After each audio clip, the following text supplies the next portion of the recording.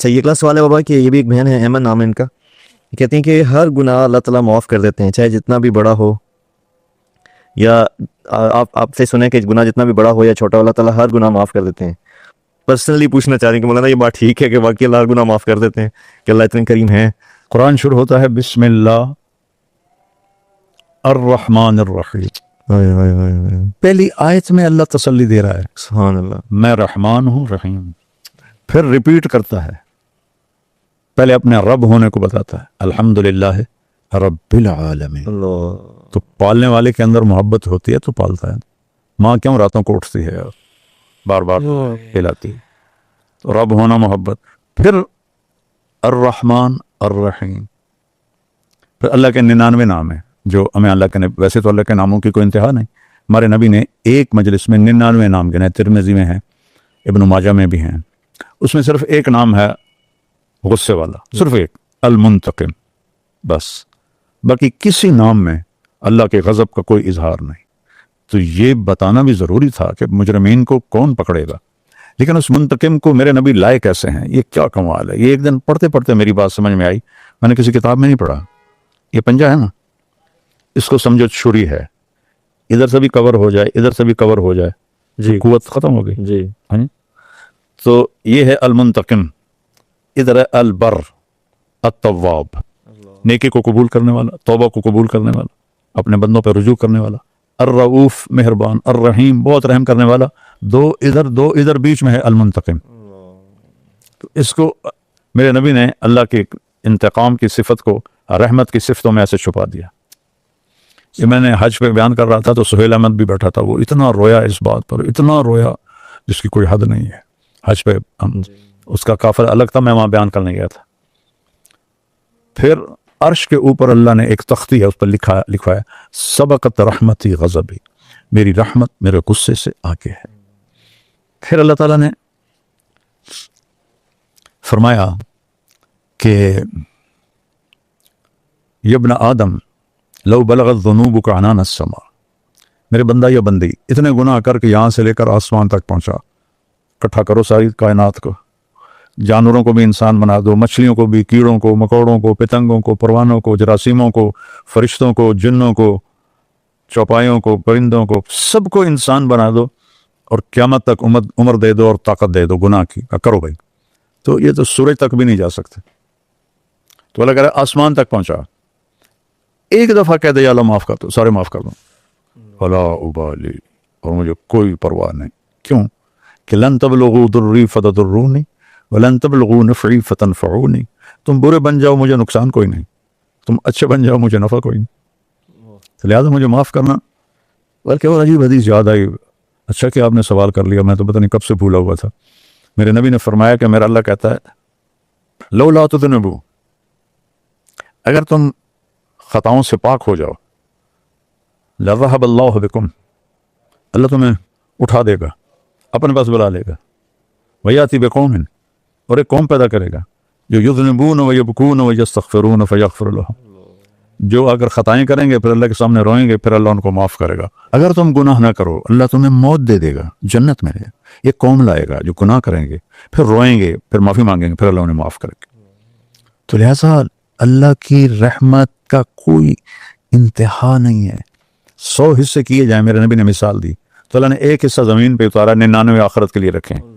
وہ ایک حصہ ہے جس کی وجہ سے بلی بچوں کو اٹھا کے بھاگ رہی ہوتی ہے، چوہا اپنے بچوں کو دودھ پلا رہی ہوتی ہے. یہ اس ایک رحمت کا نتیجہ ہے.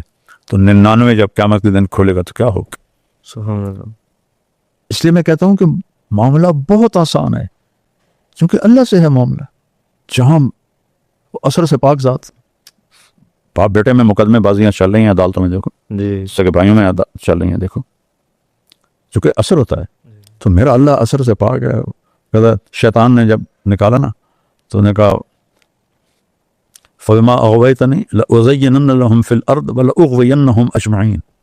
مجھے تو نکالا نا تو نے، ایسی دنیا خوبصورت کر کے دکھاؤں گا کہ سب کو گمراہ کر دوں. تو اللہ تعالیٰ نے فرمایا کہ لا ازال اغفر لهم ما استغفرونی، جتنے کر لیں جب تک توبہ کرتے رہیں گے میں معاف کرتا رہوں گا. اللہ. ہمیں تو اپنے رب کا پتہ ہی کوئی نہیں ہے، کتنا کریم ہے.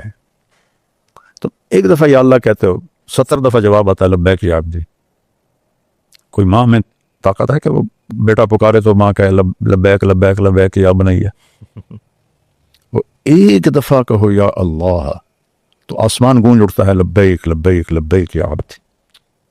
ایک بدو آیا یا رسول اللہ قیامت کے دن حساب کون لے گا؟ من یحاسبنا یوم القیامہ. آپ نے کہا اللہ. نے کہا بخن بخن بخن. بخن کا مطلب ہے موجاں ہی ہو گئی ہیں موجاں. یہ اس کا ترجمہ میں پنجابی میں کرتا ہوں. ویسے تو واہ واہ واہ واہ موجاں ہی ہو گئی ہیں موجاں. آپ نے فرمایا ما یحملک علی قولک بخن بخن. تو کڑی گل تو آ کر موجاں ہو گئی ہیں کہ یا رسول اللہ ان الکریم اذا قدر عفا. سخی بادشاہ پکڑ بھی لیے تو چھوڑ دیتا ہے, پکڑ بھی لے تو چھوڑ دیتا. تو معاملہ تو اللہ سے. اللہ واقعی غفور الرحیم ہے. لوگ بیان نہیں کرتے اس سے میری بات پہ اعتبار نہیں کرتے. الٹا مولوی کہتے ہیں یہ لوگوں کو گناہ پہ دلیر کر رہا ہے. میں تو اللہ کے محبت کے قریب کر رہا ہوں. اچھا یہ سوال بھی ہوتا ہے وہ میں بیچ میں ویسے ذیلن یاد کر دوں, آپ جب یہ رحمت بیان کرتے ہیں تو لوگ یہ بھی کہتے ہیں کہ اس سے گناہوں پہ دلیری پیدا ہوتی ہے, یہ بھی اعتراض ہوتا ہے آپ پہ؟ ایسا تو کبھی ہو ہی نہیں سکتا کہ میں قرآن بیان کروں اور اس کا نتیجہ غلط ہو, اپنے نبی کا فرمان بیان کروں اور اس کا نتیجہ غلط ہو. یہ تو ہو ہی نہیں سکتا. بے شک. اللہ کو تھانے دار کی شکل میں دکھانا یہ طریقہ غلط, یہ طریقہ صحیح نہیں ہے, لوگوں کو بھگانے والی بات. جب میں کالج پڑھتا تھا یا اسکول تو اللہ کی قسم ہم جمعہ پڑھنے جاتے تھے جب دوسری اذان شروع ہوتی تھی. جمعہ بھی کبھی کبھی نصیب ہوتا تھا, لیکن جب دوسری اذان کے لیے آواز شروع ہوتی تھی تو ہم بھاگ کے مسجد کو جاتے تھے کہ کان میں کوئی الفاظ نہ پڑے, کیونکہ سوائے ڈانٹ ڈپٹ کے. میں بیرا رکا ہوا تھا تو ایک بس آ کے رکی, یہ نئی کوسٹ بڑی, تو ڈرائیور آ گیا. حضور پہلے میں اپنے پیر صاحب کے بیان سنتا تھا تو اس سے تو ہمیں لگتا تھا کہ ہم پکے جہنمی ہیں. کسی نے مجھے آپ کی کیسٹ دی, میں نے چند سنے تو مجھے لگا کہ میں بھی جنت میں جا سکتا ہوں. تو اس کے بعد سے میری گاڑی میں آپ کی کیسٹیں چلتی, وہ کیسٹوں کا زمانہ تھا, اس کے بعد سے میری گاڑی میں آپ کی کیسٹیں چلتی ہیں. تو اللہ کی رحمت میں کیسے, قرآن تو پڑھ لیں. وَرَبُّكَ الْغَفُورُ ذُو الرَّحْمَةِ. ربک ربکم نہیں, ربک ایک ایک کو اللہ کر رہا. ربک ترجمے تیرا رب, طیب تیرا رب, علی تیرا رب, یوسف تیرا رب کیسا ہے؟ الغفور, بہت بڑا معاف کرنے والا, ذو الرحمہ, رحمت رحمت. اگر تو ظالم ہے تو تیرا رب غافر ہے, اگر تو ظلوم ہے درجہ بڑھ گیا نا تو تیرا رب غفور ہے, اگر تو ظلام ہے تو تیرا رب غفار ہے. کس طرح میں اور بیان کروں, میں تو خود نشے میں چلا جاتا ہوں اس کی رحمت کو بیان کرتے ہوئے. یہیں عائشہ مسجد میں بیٹھا تھا, 4 نوجوان آئے, پرانی بات, کہا جی نہ کبھی نماز پڑھی تھی, نہ روزہ رکھا تھا, نہ جمعہ پڑھا تھا, نہ عید پڑھی تھی, 2 روزے رکھے تھے, شراب پی کے افطار کیے تھے, اور ہمیں یقین تھا ہم دوست ہی ہیں, لہذا جو مزے کرنے ہم نے یہیں کرنے ہیں. ایک دفعہ گاڑی میں ہم 4 دوست کٹھے تھے تو ہمارا ایک 5واں دوست بیٹھا, انہوں نے کہا یار کیسٹ تو سن لو, کیسٹ کا زمانہ, تو انہوں نے لگا دی.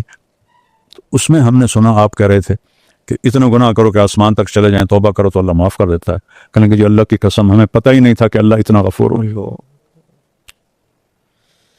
اس دن ہم نے توبہ کی, اس کے بعد سے آج تک نہ نماز چھوڑی ہے, اور یہ عید کے بعد کا واقعہ ہے. نہ ہم نے روزہ چھوڑا ہے, نہ تراویح چھوڑی ہے, نہ زنا کیا ہے, نہ شراب پی ہے, سب چیزوں سے توبہ کر لی. اللہ تو ہے ہی کریم. سورت رحمان کو قرآن کی دلہن کہا جاتا چونکہ واحد سورت ہے جو الرحمن سے شروع ہوتی ہے. الرحمن, اللہ کے صفاتی ناموں میں سب سے خوبصورت یہ 2 نام ہیں, الرحمن الرحیم. لیکن اب لوگ نہ اللہ کی کو جانتے ہیں نہ جاننے کی کوشش کرتے ہیں. ممبر سے عام طور میں سب کے نہیں کہتا ہوں, لیکن عام طور سے ڈراوا دھمکاوا. تو اللہ کے لیے کیا مشکل ہے. قیامت کے دن 2 آدمیوں سے اللہ کہے گا چلے جاؤ جہنم میں, ایک دوڑ لگا دے گا, مجرم ہوں گے, ایک پیچھے مڑ کے دیکھے گا, ہوں گے ایمان والے, چلو دونوں کو واپس بلا لے گا. پوچھے گا تو دوڑ کیوں لگا رہا تھا, آگے آگ نہیں نظر آ رہے؟ کہے گا یا اللہ ساری زندگی تیری نہیں مانی, میں نے کہا چلو آج مان لوں, شاید آج ہی میرا کام بن جائے. اچھا بھائی تو کیوں پیچھے مڑ کے دیکھ رہا تھا؟ کہ تیری رحمت کو بہت سنا تھا تو میں مڑ کے دیکھ رہا تھا کہ ابھی واپس بلا لے. کہ جاؤ دونوں جنت میں. یہ رخ تو کوئی بتاتا ہی نہیں. سبحان اللہ. اللہ نے جہنم بیان کی ہے, اللہ نے سزائیں بیان کی ہیں, چونکہ آخر مجرموں کی بھی تو ایک پوری قوم ہے, ان کے لیے اللہ نے دھمکایا بھی ہے, ڈرایا بھی ہے. لیکن جس طرح رحمت بیان کی ہے ایسے غضب بیان نہیں کیا اللہ کی قسم. یہ ایک آخری بات میں ضرور کہنا چاہوں گا. جی نبئ عبادی انی انا الغفور الرحیم وان عذابی هو العذاب العلیم. ظاہر میں ترجمہ یہ ہے میرے بندوں کو کہہ دو کہ میں غفور الرحیم ہوں اور میرا عذاب بہت دردناک عذاب ہے. اردو میں کوئی فرق نہیں ہے, تھوڑا سا عربی میں دیکھو.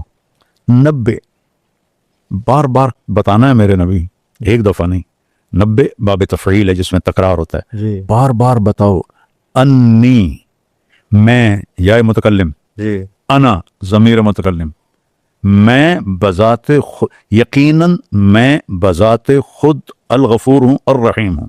ٹھیک ہو, اب عذاب بتانے لگے ہیں. یہاں نبے نہیں آیا, اس کو اس کے تابع کیا ہے. وَأَنَّ عَذَابِي, انی اور ان عذابی, اور میرا عذاب, میں نہیں میرا عذاب. مضاف مضاف الیہ ایک نہیں ہوتا.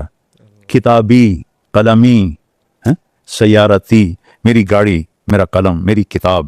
کتاب اور ہے, طارق جمیل اور ہے. گاڑی اور ہے, طارق جمیل اور ہے. تو مضاف مضاف الیہ ایک نہیں ہوتے, جدا ہوتے ہیں. تو عذابی, میں اور ہوں, میرا عذاب اور ہے.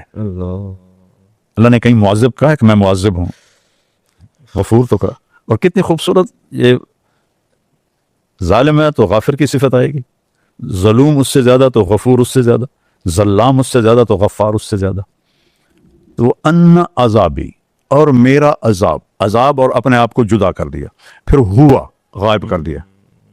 انا سامنے, غائب اور حاضر کا فرق ہوتا ہے کہ نہیں ہوتا؟ بے شک. ہوا, او عذاب, وہ عذاب علیم ہے, میں نہیں ہوں. یہ رحمت اور غضب کو اس نے یہاں بیان کیا. تو اب چونکہ وہ گہرائی سے قرآن کا مطالعہ نہیں ہے تو ماحول بن گیا ڈرانے دھمکانے کا. تو اللہ تو کریم ہے. ما یفعل اللہ بعذابکم ان شکرتم وآمنتم وکان اللہ غفورا رحیما. اللہ کو کیا ضرورت ہے تمہیں عذاب دینے کی اگر تم اچھے انسان بن جاؤ اور شکر گزار بن جاؤ. جہنم کے 7 دروازے ہیں, جنت کے 8 دروازے ہیں. سورہ رحمان میں جہنم کی تفصیل میں فبأي آلاء ربكما تكذبان 7 دفعہ آیا ہے, 7 دروازے ہیں. جنت الفردوس کے بیان میں فبأي آلاء ربكما تكذبان 8 دفعہ آیا ہے.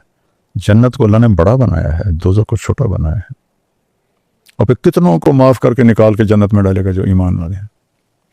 تو اللہ بہت, جیسا گمان کرو گے ویسا وہ تمہارے ساتھ گمان کرے. کتنی مجھے اداکارائیں اور ایروسسیں اور اس طرح قسم کے غفلت میں ڈوبی عورتیں مرد. خیر مولانا آپ کے بیان سن کر ہمیں بھی جنت کی امید لگ گئی. تو اللہ کو بولنے کا تو اللہ نے سب سے پہلے یہ مجھ سے یہ بات شروع کروائی, لیکن نبی کی تعریف, اہل بیت کی, سب یہ پورا ایک نسخہ ہے. اس کو اللہ نے مجھے مکمل بیان کرنے کی توفیق نصیب فرمائی. یا بزرگوں کے جھوٹے سچے واقعات سناتے رہتے ہیں, چونکہ آج جتنے بھی یہ اولیاء کرام کر کتابیں ہیں بے سند ہیں, کس کی سند کوئی نہیں. تو سند کے بغیر تو کوئی چیز بھی معتبر نہیں, یا ان سے متاثر کرتے رہتے ہیں. اللہ اس کے رسول سے دل جڑے گی, اصل بات.